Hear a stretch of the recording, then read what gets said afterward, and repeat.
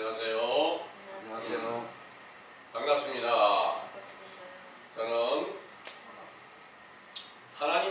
하나님의 나라에서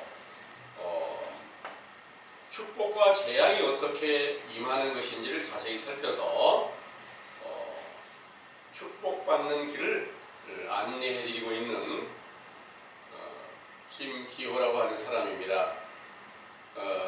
오늘 여러분들에게 전해드리고자 하는 말씀의 주제는 큰 환란이 닥치는 겨울과 안식일입니다. 이 주제의 말씀을 성경 전반적인 증거를 통해서 자세히 살펴서 기록한 메시지를 먼저 상고해 드릴 수 있도록 하겠습니다. 주제는 큰 환란이 닥치는 겨울과 안식일이고요.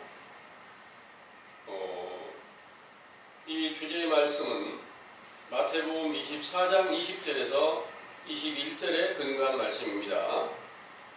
참고하겠습니다. 너희 도망하는 일이 겨울에나 안식일에 되지 않도록 기도하라. 이는 그때에 큰 환란이 있겠습니다. 창세로부터 지금까지 이런 환란이 없었고 후에도 없으리라. 아멘. 내용을 참고하겠습니다. 천지 창조의 주제이신 참 하나님께서 세상에 추위와 더위가 있어 시절의 변화가 있는 것 같이 영적으로도 있어서 레위기 26장 14절에서 20절 규례와 계명을 준행치 않으면 재앙을 내려 폐병과 열병으로 눈이 어둡고 생명이 쇠약하게 하고 비를 단절시켜 파종하는 것이 헛되어 땅의 산물과 나무의 열매를 거두지 못하며 대적에게 패하여 원수의 통치를 받게 되리라 하신 율법이 세상 유대나라에 응하여 영적 겨울이 되고 레위기 26장 34절에서 35절 대적의 땅에 거하게 하는 황무한 안식일이 되어 농부이신 하나님 아버지께서 일손을 놓고 쉬시는 때가 되어 온 세상이 악하고 음란한 세대를 이루고 있을 때 요한복음 3장 16절 세상을 사랑하는 확증으로 독생자로 강림하신 예수께서 회개하라는 명령에 순종하고 믿는 제자들은 멸망치 않고 영생을 얻게 하려 하심이라. 하신 말씀을 듣고 순종한 제자들이 모세의 율법의 증거대로 레위기 26장 3절에서 12절 나의 규례와 계명을 준행하면 봄비와 같은 교훈을 주시고 땅의 산물과 밭의 소목의 열매를 맺게 하여 타작하고 포도를 따게 하시며 묵은 곡식을 먹다가 새 곡식을 먹게 할 것이며 대적하는 원수를 이기고 언약을 세우며 장막 안에서 사랑받게 하신다는 말씀이 성취되게 하여 성령의 아름다운 열매를 맺혀 주셨으므로 그 거룩하신 이름이 영원히 영광과 찬송을 받으시기에 합당하시나이다. 아멘. 본문에서 멸망에 가증한 것이 거룩한 곳에 선 것을 보거든 유대에 있는 자들은 산으로 도망하라 하시고 너희의 도망하는 일이 겨울이나 안식일이 되지 않도록 기도하라고 하셨는데 이는 거룩한 곳은 예루살렘 성전이므로 이를 영적으로 보면 요한복음 2장 19절에서 22절 부활의 영광을 얻으신 예수 그리스도의 신령한 육체입니다.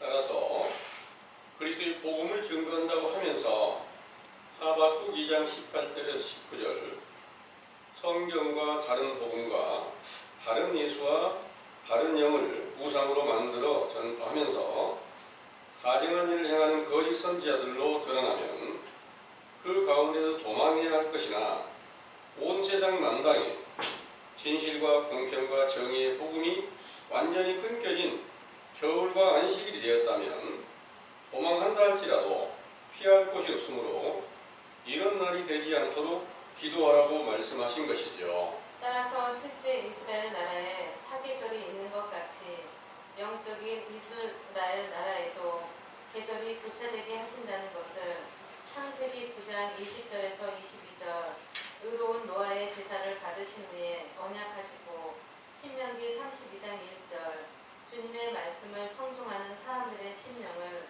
좋은 땅으로 비유하시고 그 가운데 누가복음 8장 9절에서 11절 감추어진 성경의 비밀을 열어 씨 뿌림을 받는 같이 된 제자들을 마태복음 13장 18절에서 23절 악한 마귀가 기뻐하는 세상의 염려와 재리의 유혹에 말씀이 막히지 않도록 보호하신 것입니다. 그 제자들에게 요한복음 4장 35절 밀 이삭이 익어가는 추수 때가 된 사실을 알려주신 후에 좋은 알곡으로 거두시려고 부활하여 나타내시고 아버지께로 갔다가 다시 오시겠다는 약속을 지켜 사도행전 2장 1절에 4절 오순절에 보혜사 성령으로 충만함을 얻게 해주셨을 때 에베소서 5장 8절에서 9절 착함과 의로움과 진실함으로 말미암아 빛의 아름다운 성령의 열매를 맺게 하셨죠. 상기의 증거로 보아 외식과 불법을 행하던 유대인들의 세대가 영적 겨울이었고 물 세례를 주며 회개하라는 명령을 전파하던 세례 요한의 때가 봄이었으며 인자가 임하신 때가 여름이었으며 성령 세례로 좋은 열매 맺혀 주셨을 때를 추수하는 가을의 때로 사도들의 시대가 끝나는 때를 큰 환난이 닥치는 겨울과 안식일로 비유하신 것입니다. 이는 지구의 표면이 태양과 가까웠을 때 실제 세상에 여름이 오고 멀어지면 겨울이 오는 것과 같이 영적 지구로 비유한 인간의 심령이 시편 84편 11절 영적 태양이신 하나님과 멀어져서 그 명령과 규례를 지키지 않고 진리를 대적하게 되면 겨울이 되었다가 하나님께 가까이 가서 회개하고 돌이켜 계명과 규례를 지키면 날씨가 따뜻한 봄이 되는 것이죠. 이 같은 영적 계절을 깨닫게 하시려고 마태복음 24장 32절에서 33절 무화과 나무의 비유를 배우라. 그 가지가 연하여 지고 잎사귀를 내면 여름이 가까워져서 인자가 문 앞에 가까이 이른 줄 알라고 말씀하셨는데 이는 영적 무화과 나무는 선지자 세례 요한을 비유하고 그 제자들을 가지로 비유하고 제자들이 소유한 진리의 교훈을 잎사귀로 비유하였으므로 예수님의 길을 예비하던 세례 요한의 때가 봄비가 내리는 시작점이었습니다.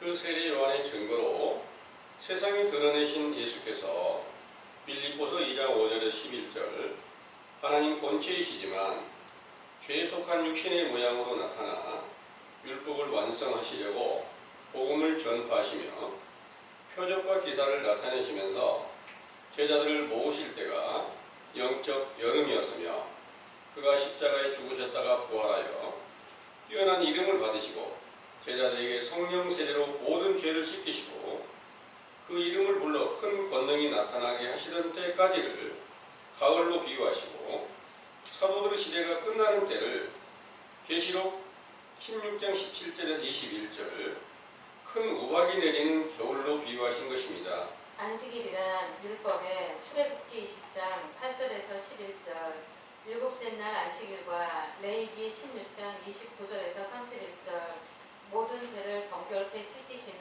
큰 안식일과 레위기 26장 34절에서 35절 대적의 땅에 거하는 황무한 안식일이 있어 구약에 세 가지 형태의 안식일이 있는데 본문에 마태복음 24장 20절에서 21절 안식일은 대적의 땅에 거하는 황무한 안식일이며 창세로부터 가장 큰 환난의 날이라고 말씀하셨지요.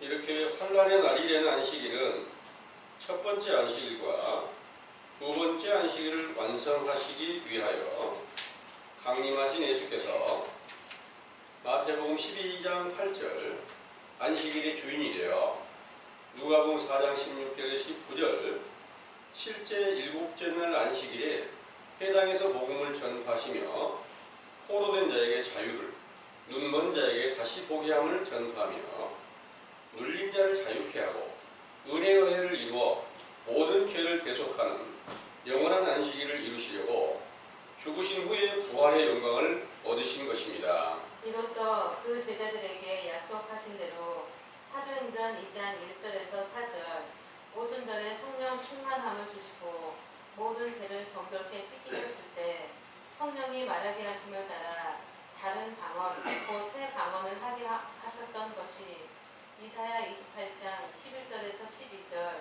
생소한 입술과 다른 방언으로 말씀하시는 안식이요 상쾌함이라 하신 예언이 성취되어 영원한 안식 곧 천국에 앉혀주셨던 것이지요. 이렇게 그리스도 안에서 안식을 얻었던 제자들의 육체가 거짓 선지자에게 미혹된 무리들에게 핍박을 당하고 모두 죽임을 당하던 때가 또다시 큰 환난의 안식이 되어 모든 사람들의 심령이 황폐하게 되고 의로우신 하나님의 일하시는 손길이 끊겨지고 환난 날에 권세를 얻은 마귀가 그리스도인 것처럼 왕노릇하게 되었던 것입니다. 이러한 안식일은 겨울과 같아서 마태복음 24장 24절에서 27절 거짓 선지자들이 일어나 큰 표적과 기사를 보이어 할 수만 있으면 택하신 자들까지도 미혹하게 된다고 예언하신 말씀과 데살로니가후서 2장 1절에서 12절 사도 바울의 서신에 율법의 사람 멸망의 아들이 나타나 대도하게 되고 자존하여 하나님의 성전에 앉아 자기를 하나님과 그리스도라고 하면서 모든 능력과 표적과 거짓 기적과 불의의 모든 속임으로 멸망하는 자들에게 임하여 거짓된 것을 믿게 하고 진리를 믿지 않고 불의를 좋아하는 모든 자들을 심판하신다고 예언하셨지요. 이 심판은 디모데후서 4장 1절에서 4절 산자와 죽은 자를 심판하실 그리스도 예수께서 나타나시는 때가 되면 사람이 바른 교훈을 받지 아니하며 자기의 사욕을 좇을 스승을 많이 두고 그 귀를 진리에서 돌이켜 허탄한 이야기를 좇으리라 하신 것과 마태복음 24장 15절 멸망에 가증한 것이 거룩한 곳에 선다는 말씀대로 베드로후서 2장 1절에서 3절 거짓 선지자들이 다른 복음으로 천주교가 세워져 그 교리를 쫓지 않는 신실한 제자들을 몰살하게 된 것입니다. 그 천주교로 말미암아 신구약 성경의 증거로 예수 그리스도를 믿게 하여 서기 1500년경까지 바다 모래와 같이 헤아릴 수 없을 만큼 많은 교인들을 모았으나 교황청의 타락한 현상을 목격한 마르틴 루터가 기억하여 개신교가 세워지면서부터 오늘날까지 수많은 교파가 세워져서 제각기 예수 그리스도를 믿고 있지만 고린도후서 13장 5절 그 믿음을 확증해 보면 그가 살아계신 증거가 없으므로 버려진 상태인 것이지요. 이렇게 온 세계 모든 교인들이 버려져서 하나님이 보시기에 큰 환난이 닥치는 겨울과 안식일이었던 것을 깨닫게 하시고 때와 시기를 분별케 하는 지혜를 주신 것은 무화과나무로 비유한 세례 요한의 때에 속한 교훈으로서 무화과나무의 가지가 연하해지고 잎사귀가 무성해지는 영적 봄이 된 증거이며 참 포도나무로 비유하신 인자 예수님을 만나는 여름이 임박하였다는 증거가 된다는 것을 굳게 믿으시기 바랍니다. 아멘.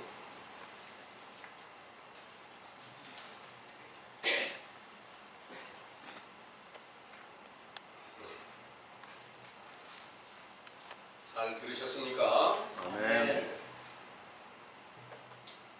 여러분들에게 있어서 가장 큰 환난은 언제일까요?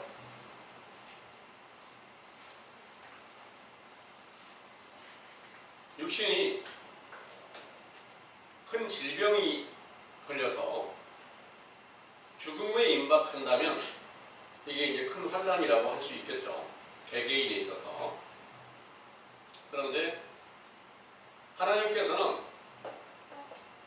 온 세계를 다 멸망시키는 때가 있고 그 멸망시키는 자들을 다시 구원하시는 때가 있을 것을 알려주셨습니다. 하나님이 계시지 않는 것처럼 나타내시지 않고 그 백성들을 애굽 땅의 종이 되기 위해서 400년 동안이나 고난받게 하시는 때도 있었습니다. 이런 모든 일들이 바로 성경에 기록한 대로 하나님께서는 이 세상에서 하나님이 존재하는 것을 알게 하시고 그 존재하는 것을 성경의 증거대로 바르고 정직하게 그 계명을 지키며 규례와 법도를 따라 순종하게 되면 그들을 천국 백성으로 인도하는, 사망의 생명으로 인도하고 환난에서 평안으로 인도하는 그런 존귀한 날을 완전하게 이루시려고 하나님 본체이신 예수께서 이 세상에 독생자로 강림하셨다는 것을 믿으시기 바랍니다. 아멘. 이 일에 대해서 많은 선지자들로 인해서 예언하신 말씀 중에 그분이 오시면 은혜로운 한 해를 이루시는데 그 한 해가 이루어질 때 바로 포로된 자가 자유를 얻고 눈먼 자가 보게 되고 모든 갇힌 자들이 다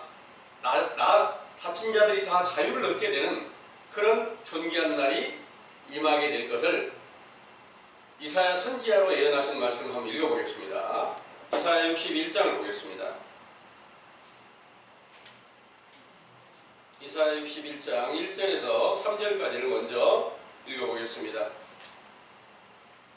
주 여호와의 신이 내게 임하셨으니 이는 여호와께서 내게 기름을 부으사 가난한 자에게 아름다운 소식을 전하게 하려 하심이라. 나를 보내사 마음이 상한 자를 고치며 포로된 자에게 자유를, 갇힌 자에게 노임을 전파하며 여호와의 은혜의 해와 우리 하나님의 신원의 날을 전파하여 모든 슬픈 자를 위로하되 모르 시온에서 슬퍼하는 자에게 화관을 주어 그 죄를 대신하며 희락의 기름으로 그 슬픔을 대신하며 찬송의 옷으로 그 근심을 대신하시고 그들로 의의 나무 곧 여호와의 심으심과 그 영광을 나타낼 자라 일컬음을 얻게 하려 하심이니라. 아멘. 이 이사야 61장의 말씀이 예수님께서 오셔서 성령으로 잉태되어 탄생하신 것을 가리켜서 기름 부음을 받은 자라 이렇게 말씀하세요. 기름 부음을 받고 이 땅에 오셔서 이 모든 약속을 이루시는데요. 여기서 이제 우리가 꼭 중요하게 알아둬야 될 것이 1절의 말씀을 보면 주 여호와의 신이 내게 임하셨으니 이는 여호와께서 내게 기름을 부으사 가난한 자에게 아름다운 소식을 전하게 하려 하심이라. 나를 보내사 마음 상한 자를 고치며 포로된 자에게 자유를, 갇힌 자에게 노임을 전파하며, 그 다음에 2절에 여호와의 은혜의 해와 우리 하나님의 신원의 날을 전파하여 모든 슬픈 자를 위로하게 된다 이렇게 말씀하셨습니다. 은혜의 한 해라는 말씀을 우리는 주목을 해야 됩니다. 실제로 이 세상에 1년이 있죠. 한 해가 있어요. 실제로 한 해는 이 지구가 태양을 중심으로 온전히 한 바퀴 도는 기간을 365일, 1년으로 잡아 놓았습니다. 1년입니다. 그런데 그 1년의 기간 동안에 지구가 항상 똑같은 위치에만 있는 게 아니라 태양과 가까워졌다가 멀어졌다가 이렇게, 그리고 또 지구가 이렇게 계속해서 공전을 하면서 또 자전도 한단 말이에요.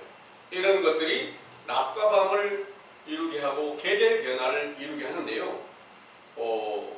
태양을 중심으로 가까이 가면 봄에서 여름으로 가까워 가는 거고, 그리고 멀어지면 가을로부터 겨울로 가는 거예요. 그래서 영적으로도 마찬가지예요. 영적으로는 영적 태양이 하나님이신데 실제 우리가 밖에서 지구를 비치고 있는 그 태양이 하나님은 아니세요. 비유예요.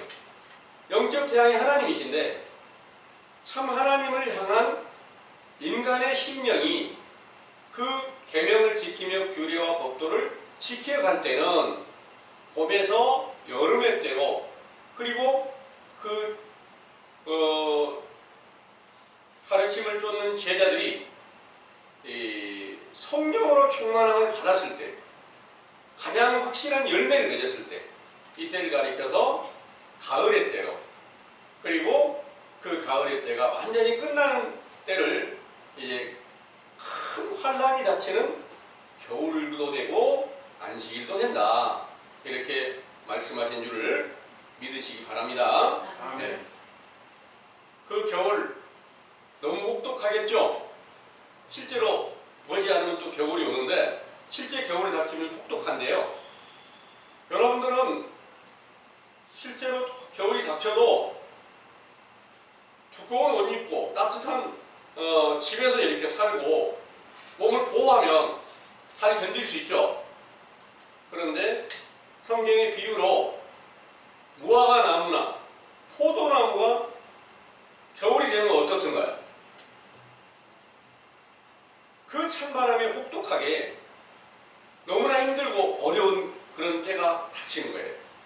잎사귀도 나지 않고 마치 죽은 것처럼 보여지는 때가 있음을 겨울이 되면 다 그렇다는 걸 알게 되죠. 그래서 1년 동안에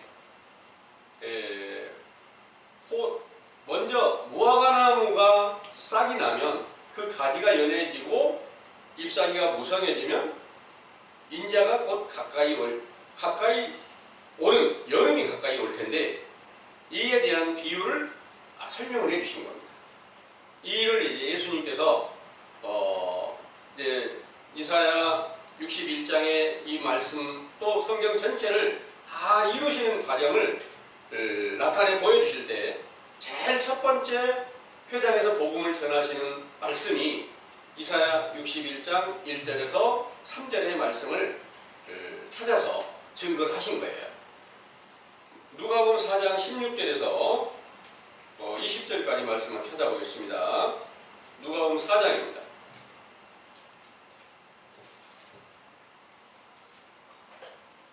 예수께서 그 자라나신 곳 나사렛에 이르사 안식일에 자기 규례대로 회당에 들어가사 성경을 읽으려고 서심해 선지자 이사야의 글을 들이거늘 책을 펴서 이렇게 기록한 데를 찾으시니 곧 주의 성령이 내게 임하셨으니 이는 가난한 자에게 복음을 전하게 하시려고 내게 기름을 부으시고 나를 보내사 포로된 자에게 자유를, 눈먼 자에게 다시 보게 함을 전파하며 눌린 자를 자유케 하고 주의 은혜의 해를 전파하게 하려 하심이라 하였더라. 책을 덮어 그 맡은 자에게 주시고 앉으시니 회당에 있는 자들이 다 주목하여 보더라. 아멘. 안식일 날, 여기 안식일은 이제 본문에서 말씀하시는 안식일이 아니에요. 여기 안식일은 실제로 7째 날 안식일에, 그때 당시에 유대인들도 안식일을 규례로 지키고 있어요. 그래서 그 회당에서 이제 복음을 전파하시면서 은혜의 한 해가 지금 바로 시작이 돼서 여름이 가까이 왔다, 이 사실을 알려준 겁니다. 인자가 와서 실제로 소경된 자를 눈을 뜨게도 하고 귀신에게 눌려있는 자를 영적 포로로 비유를 하고요. 또 그때 당시에 로마에 전부 다 로마에 이제 종노릇을 하고 있는데, 유대인들이 로마의 종노릇을 하고 있는데, 그게 바로 마귀에게 압제되어 있는 것으로 비유를 하는 겁니다. 그 영적인 육체는 자유를 얻고 있는 사람, 자유롭게 활동하는 사람도 있어요. 그런데 영적으로 보면 마귀에 다 눌려있다. 그 눌려있는 것을 알게 하고 그걸 풀어주고 자유를 주는 일을 알려주려고 실제로 귀신 들린 자들의 귀신을 쫓아내고 자유롭게 하고 평안을 얻게 하는 이런 그런 권능을 표적으로 이렇게 나타내 보이셨던 겁니다. 이 일이 바로 이제 이 일을 이루신 예수님이 참 포도나무라 하고 하신 말씀은 요한복음 15장의 1절에서부터 5절까지 보면 예수님께서 나는 참 포도나무고 내 아버지는 농부라 하셨습니다. 그러니까 아버지께서는 농부인데 실제로 포도나무의 포도원에 겨울이 되면 포도원 농부가 어떤 일을 하고 있어요? 아무 일도 안 해요. 포도원에 대해서 일할 것이 없어요.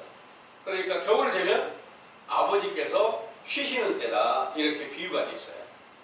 그걸 갖다가 본문에서 말하는 안식일이다 이렇게 말합니다.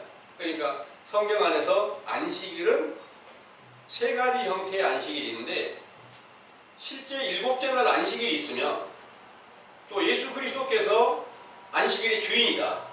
그래서 예수님께서 율법을 다 완성하시고 부활하셔가지고 부활하신 예수 그리스도를 성령으로 충만케 했을 때 그 제자들이 영원한 안식일 곧 천국의 평안을 얻게 해주셨다는 증거로 메시지에 이렇게 증거를 했습니다. 그래서 안식일도 세 가지 형태의 안식일이 있더라. 날짜 지키는 안식일, 예수 그리스도가 안식일, 그리고 아버지께서 아무 일도 세상에서 하지 않고 쉬시는 안식일. 그러니까 마치 400년 동안 애굽 땅 종되게 했던 때 나타나시지 않은 것과 같이 그런 때가 영적 안식일이며 황폐한 안식일이며 그것을 전부 다 그때는 대적의 땅에 거하게 하는 안식일이다 이렇게 말씀하신 겁니다. 그럼 대적의 땅에 거하는 안식일에 대해서는 레위기 26장을 한번 찾아보겠습니다. 레위기 26장 34절에서 35절의 말씀을 보겠습니다. 너희가 대적의 땅에 거할 동안에 너희 본토가 항마할 것이므로 땅이 안식을 누릴 것이라. 그때 땅이 쉬어 안식을 누리리니 너희가 그 땅에 거한 동안 너희 안식시에 쉼을 얻지 못하던 땅이 그 황무할 동안에는 쉬리라. 아멘. 아멘. 네. 땅이 황무하게 됐을 때 안식일이 된다 그랬습니다. 이 안식일하고 낱말은 똑같잖아요. 7째 날 안식일도 똑같은 안식일. 영원한 안식일인 예수 그리스도를 말씀하시는 그 안식일도 똑같은 안식일이란 낱말은 똑같아요. 그런데 이 황폐한 안식일과 날짜 지키는 안식일과 그리스도 안에 들어가는 안식일은 완전히 다르다는 거죠. 그래서 이 본문에서 말씀하시는 겨울과 안식일, 이거는 지금 여기에서 대적의 땅에 거하게 되는 하나님의 백성들이 대적의 땅에 거하게 되는 그때가 바로 황무한 안식일이다. 그때가 가장 큰 환난의 날이다 그런 거예요. 그럼 이 날에 대해서 원래 온 세계가 다 유대를 비롯해서 온 세계가 무화과 나무인 선지자 세례 요한도 세상에 나타나지 않았고 또 참 포도나무이신 예수님께서도 세상에 나타나시지 않았을 때 그때를 가리켜서 포도나무와 무화과나무가 전부 다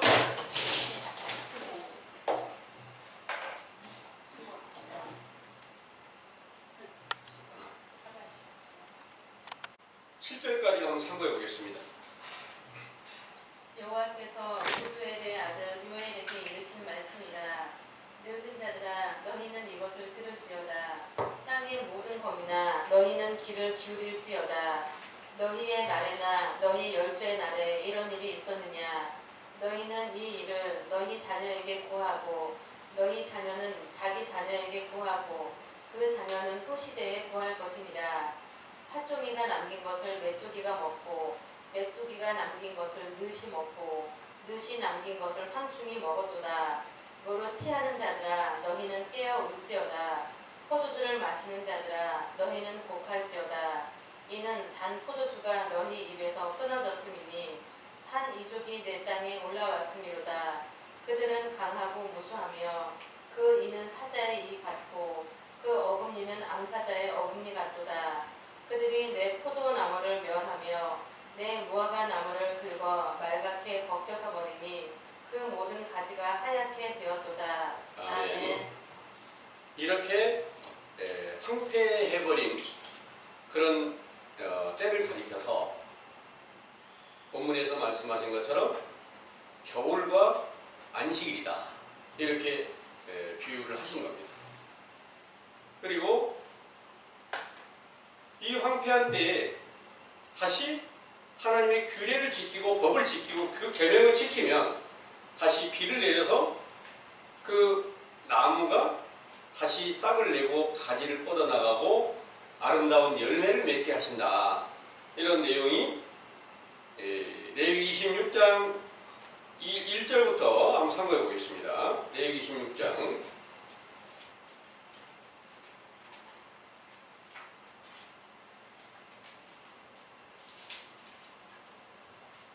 너희는 자기를 위하여 우상을 만들지 말지니 목상이나 주상을 세우지 말며 너희 땅에 조각한 석상을 세우고 그에게 경배하지 말라. 나는 너희 하나님 여호와임이니라.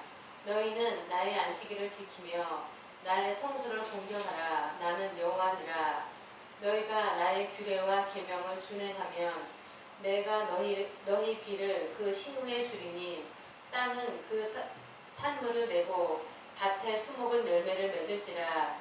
너희의 타작은 포도 딸 때까지 미치며 너희의 포도 따는 것은 파종할 때까지 미치리니 너희가 음식을 배불리 먹고 너희 땅에 안전히 거하리라. 아멘. 아멘. 여기에 기록된 말씀이 나의 규례와 법도를 지키면 내가 비를 내려서 이제 타작도 하게 하고 풍성하게 해서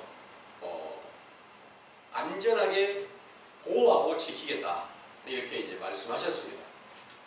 이 일을 이루시기 위해서 예수님께서 이 땅에 강림하셔서 율법을 전부 다 완성하실 때 먼저 선지자 세례 요한을 통해서 무화과 나무로 비유한 선지자 세례 요한을 통해서 봄비와 같은 교훈을 내려주고 회개하라는 명령을 전파할 때에 그 말씀을 듣고 믿는 제자들을 바로 이제 시온의 딸로 비유해서 예수님이 제자로 삼아서 그들에게 참 포도나무 가지가 되게 하고 그들에게 포도 송이가 풍성하게 아름다운 열매를 이렇게 맺게 하는 성령의 열매를 맺게 하셨다가 바로 그때의 역사가 성령의 역사가 끝나게 되는데 이런 모든 일들이 얼마나 큰 환난이 되는 것인지를 알게 하시려고 본문에서 말씀하신 내용이 바로 다시 한번 참고해 보겠습니다. 본문을 마태복음 24장입니다.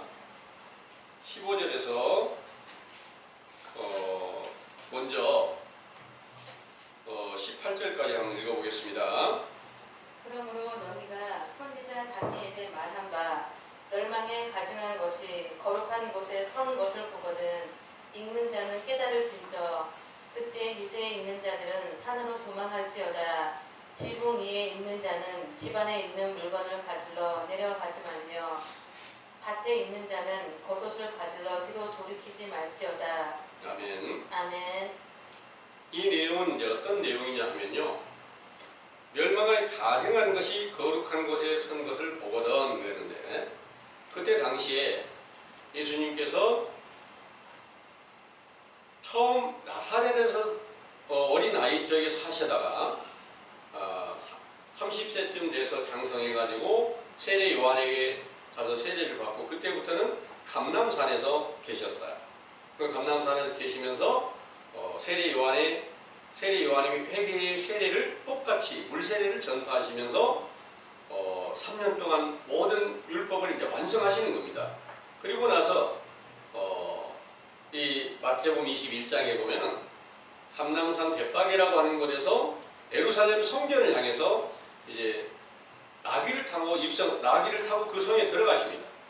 그리고 그 성에 들어가셔서 모든 악을 행하는 자들, 비둘기 팔고 돈 바꾸고 모든 악을 행하는 자들, 매매하는 자들 다 쫓아내고 거기서 소경의 눈을 뜨게 하고 많은 표적을 행하시면서 호산나 다윗의 자손이여 찬송하리로다 하는 그 찬송을 들으시면서 이제 요한복음 2장의 말씀을 보면은 거기에는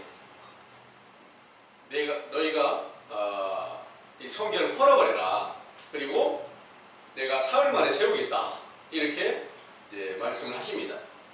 그 말씀은 이제 너희가 나를 죽이면 내가 사흘 만에 다시 부활하겠다. 그러니까 실제 겉에 보이는 예루살렘 성전을 다시 회복하시는 이런 일을 보이시고, 영적인 예루살렘이 회복이 되는 것은 바로 부활의 영광을 얻으셨을 때 완전히 예루살렘 성전이 세워지는 겁니다. 이 일을 보여주시고 또 다시 그 성전이 무너지게 되는 때가 다시 온다. 이 일을 이제 마태복음 24장 1절부터 쭉 기록하신 말씀입니다. 그 큰 환란이 닥치는 때 성전에 돌 하나도 돌이 남지 않고 다 무너지게 하겠다. 이런데 이 일이 바로 예수님이 부활하신 육체가 새 예루살렘 성전이 되고, 그 성전 안에 함께, 그리스도 안에 함께 들어간 모든 제자들이 성전 안에 다 들어가게 된 겁니다. 그 성전 안에 다 들어갔는데 그 성전에 돌 하나도 돌이 남지 않고 다 무너지게 되는 그런 때가 임하게 되면 그게 바로 가장 큰 환란이고 대재앙이 된다. 이렇게 비유해서 말씀하신 것입니다. 여러 가지 비유로 말씀하시는데, 그렇게 완전하게 세웠던 성전이 이 세상에서 다시 무너지게 될 일을 알려주실 때, 그때는 실제로 예루살렘 성전 안에 들어가서 그 제자들이 열흘 동안 계속 기도와 간구를 드리고 있을 때 예수님이 오순절날 성령으로 충만케 하셔서 나타나셔가지고, 그때 이제 외모로 보이는, 눈으로 보이는 성전 안에서, 제자들 안에서 영적 성전이 세워지게 하신 겁니다. 그리고 또 그 실제 예루살렘 성전 안에서 제자들이 이제 성령 충만을 받았을 때, 그때 이제 그 예루살렘 성전의 주인이 됐습니다. 그래서 그 안에서 행하는 모든 것들을 또 끝나게 하시는 때가 있다는 거죠. 그것은 이제 사도들 시대 마지막 때에 다시 외식하는 자들, 그러니까 다시 마귀의 권세 안에 미혹을 받은 자들이 예루살렘을 다시 쳐들어와서 그 사도들이 쫓겨날 때가 있다는 거예요. 이 일을 가리켜서 멸망에 가증한 것이 거룩한 곳에 선 것을 보거든 그랬는데, 이 일이 이제 영적인 일로 비춰보면 이런 겁니다. 우리가 알지 못했을 때 예수 그리스도를 영접했다 이렇게 알고 있었어요. 그리고 여러분들은 성전입니다. 이렇게 성경에 쓰여진 대로 우리가 성전인 줄 알고 있었습니다. 그 성전이라고 알고 있었는데 자세히 성경을 보니까 성전으로 세워진 예수 그리스도가 성경대로 똑같이 응하는 게 아니었고, 내 안에 거짓 선지자의 거짓된 모든 말, 그 안에서 미혹하는 영이 있었다는 것을 발견하게 된 거예요. 그러면 멸망에 가증한 것이 거룩한 곳에 선 것을 보게 되었다, 이렇게 성경은 말씀하시고 있습니다. 그러니까 실제 성전 안에서 있었던 모든 일들이 영적으로 똑같이 이루어가는 거니까, 사도들에게 이제 오순절 날에 성령으로 충만함을 받았을 때 속에서도 예루살렘 성전이 세워지게 되고 겉으로도 실제 예루살렘 성전을 회복하게 했단 말입니다. 그런데 그 사도들 세대가 끝날 때 겉에 예루살렘 성전 안에 이단에 속한 자들이 그 안에 쳐들어와서 그들이 마치 예루살렘 성전의 주인 노릇을 하는 겁니다. 원래 외식하는 서기관들과 대제사장들이 그 안에서 주인 노릇을 하는 것을 예수님이 그들을 쫓아내시고 다시 그 성전을 회복해 놓으셨는데, 다시 쫓아내는, 다시 쫓겨나는 그런 날이 환란의 날이 되었고, 그 사도들은 너희가 멸망에 가증한 것이 거룩한 곳에 선 것을 보고는 너는 산으로 도망하라. 산이 어딜까요? 시온산이다 해가지고 이제 시온산은 맞긴 맞습니다. 그런데 시온산이 어디가 있냐면 예수님 안에 있는 거예요. 예수님 안에 있는데 어느 날 시온산은 좀 과천 어디가 있다고 하더라고요. 이런 모든 것들이 다 말도 아닌 말로 미혹을 하는데 사람들은 그걸 알지 못하니까 거기가 피할 산인 줄로 착각하는 사람들이 있습니다. 그런데 하나님께서 환난 날에 피할 곳은 어디라고 했느냐면은 시편 46절에 보면 자세히 나와 있어요. 피할 곳은 야곱의 하나님이다. 여러 번 강조해서 말씀하시고 계십니다.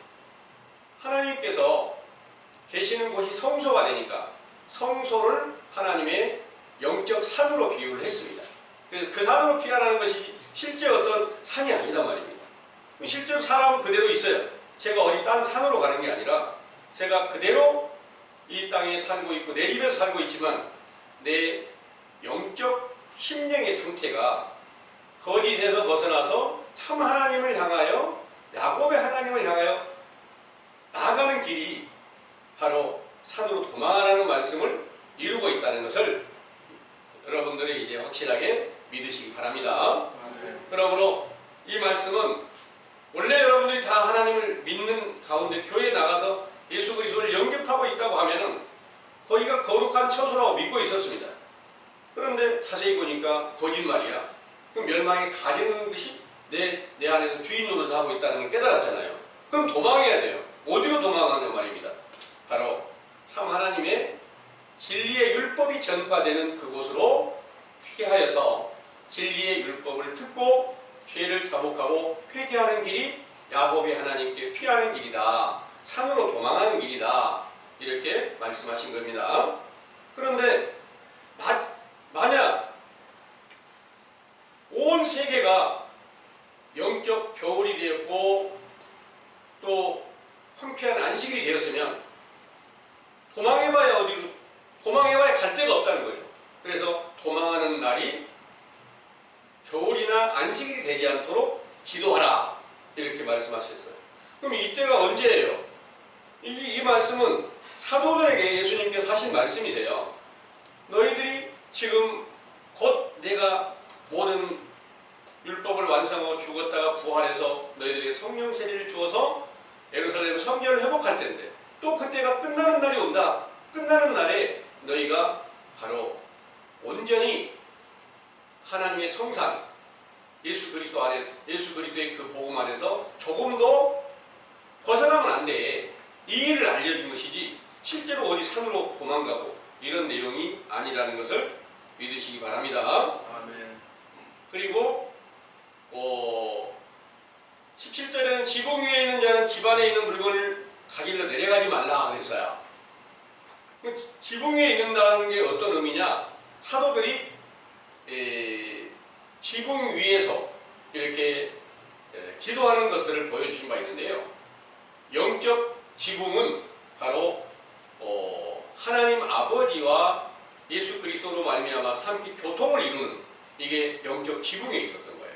그 지붕에 있던 것들은 있는 자들은 거기에 집 안에 있는 물건을 가질러 그러니까 예루살렘 성전 안에 있는 어떤 물건을 가질러 다시 내려가지 말라. 거기는 이미 악한 사단의 역사로 다 미혹된 자들이 그 안에서 너희들이 원수가 되었으니까 그 안에 가서 예루살렘 성전 안에 있는 것들을 다시 회복하려고 하지 마라. 이런 내용이고요. 또 밭에 있는 자는 겉옷을 가릴러 뒤로 돌이키지 말지어다 그랬는데 그 겉옷이라는 게 또 뭐냐? 밭에 있다는 건 어떤 의미냐? 밭에 있는 것은 이제 사도들이 하나님의 말씀을 전파하는 것을 듣는 사람들이 영적 가치 됩니다. 그래서 복음을 전하는 자들을 밭에 있는 자로 이렇게 말씀하십니다. 밭에 있는 자가 겉옷을 가지러 가지 마라. 겉옷이 뭐냐? 겉옷이 실제 예루살렘 성전을 회복해 놓은 게 겉옷이나 마찬가지입니다. 그 예루살렘 성전을 회복하려면 어떻게 해야 될까요? 그들은 물리적으로 엄청난 힘을 가지고 있어요. 그런데 제자들은 물리적으로 싸우는 건 아니단 말이에요. 그래서 그리스도께서 회복하게 해주셨을 때는 회복했지만 때가 돼서 다시 멸망에 가증한 것에 미혹된 자들이 다 그 자리를 차지했을 때 그것을 다시 회복하기 위해서 다시 뒤로 돌이키지 말라 하고 알려주신 그 말씀인 줄을 믿으시기 바랍니다. 그 다음에 19절에 그날에는 아이 된 자들과 젖 먹이는 자들에게 화가 있으리로다 그랬는데 그 예루살렘 성전 안에서 우리가 그리스도의 복음을 전한다고 하는데 저 그리스도 안에 들어가 있는 자들은 전부 다 아이된 자, 부녀 이걸로 비유를 해가지고 그들은 전부 다 복음을 전하는 자들은 화가 있도다 하는 말씀으로 가르치고 계십니다. 그래서 너희의 도망하는 일이 겨울에나 안식일이 되지 않도록 기도하라. 이는 그때 큰 환란이 있겠습니다. 창세로부터 지금까지 이런 환란이 없었고 후에도 없으리라 그랬으니까 이런 내용이 실제로 이런 환란이 닥치는 것을 두려워하는 자들이 오늘날 이 세상의 모든 외식하는 교훈들이 전부 다 그렇게 가르쳐 놨습니다. 앞으로 대재앙이 오니까 마지막 날 심판 날에는 다 그 대재앙이 오니까 세계를 다 멸망시켜버리는 날이 오니까 그들을 그때 가서 너희가 가지고 있는 재물이 무슨 소용이 있겠느냐, 다 하나님께 다 바치면 하나님께서 너희들을 다 안전한 곳으로 보호해 주신다. 이래서 재물까지 착취하는 자들도 참 많이 있습니다. 그리고 그것이 몇 월 며칠 날, 몇 년도 몇 월 며칠 날이라고 이렇게 말하는 자들도 있어요. 근데 그걸 믿고 따라가다가 결국 망한 자들이 참 많이 있는 것을 여러분들이 보시고 있죠. 이런 내용들이 이제 그 뒤에 설명을 해 놓으셨습니다. 그때 23절입니다.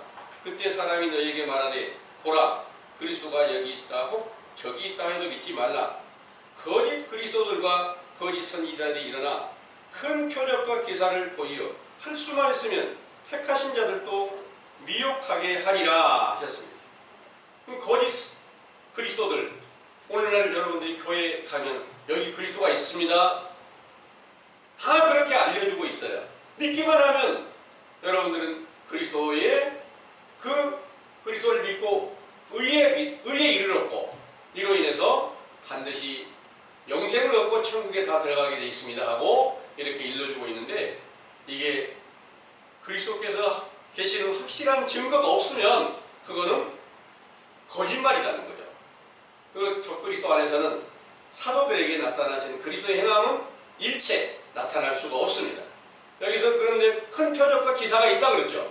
그래서 이 거짓 선지자들 안에서도 거짓 그리스도 안에서도 많은 표적과 기사가 있는 것을 큰 대형 교회, 여러분들이 이제 우리나라에서 흔히 볼 때 순복음 교회나 또 할렐루야 교회나 이런 교회들이 얼마나 많은 표적으로 많은 사람들을 모았습니까? 이런 모든 것들이 다 큰 표적과 기사로 할 수만 있으면 택하신 자들도 미혹하게 한다. 이 말씀이 바로 어떻게 응하여졌음을 성경의 증거는 여러분들이 오늘날 이 세상을 그리스도를 믿고 있는 모든 사람들을 자세히 살폈습니다. 또 여러분들이 일일이 다 살피진 않았어도 제가 지난주에도 말씀드렸죠. 종로가에서 그 40년 넘게 말씀을 전하시는 분이 전해주려고 노력하고 또 많은 분들이 거기 와서 복음을 전하려고 하는데 그 안에 그리스도가 있는 증거는 없다고 말씀하신 분들이 많이 있다는 거죠.